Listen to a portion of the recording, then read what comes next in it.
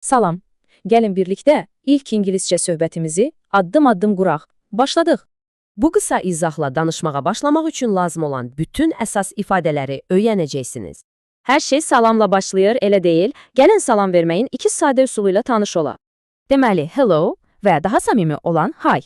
Gəlin indi də tələffüzlərinə fikir verək. Yaxşı, salamlaşdıq. İndi isə adımızı deməyi və qarşı tərəfin adını soruşmağı öyrənək. Kiminsə adını öyrənmək istəyirsiniz və bax bu sualı verəcəksiniz. Tələffüz çox önəmlidir. Bax belə.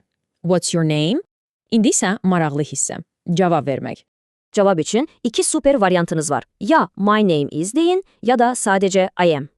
Rəqəmləri bilmək çox vacib bir bacarıqdır. Gəlin birdən 5-ə qədər saymaqla başlayaq. Gəlin birlikdə təkrarlayaq. 1, 2, 3, 4, 5. Super işdir. Yaxşı gedirik. İndi isə davam edib 10-a qədər saymağı tamamlayaq. Və budur, növbəti beşlik. 6, 7, 8, 9 və 10. Artıq rəqəmləri də bildiniz. Yaxşı, bəs bu rəqəmlərlə nə edəcəyik? Gəlin onları real bir söhbətdə tətbiq edək. Rəqəmlərin istifadə olunduğu çox yaygın bir sual var. Gəlin kiminsə yaşını soruşaq. Sualımız belədir. How old are you? Cavab vermək üçün indicə öyrəndiyiniz rəqəmlər lazım olacaq.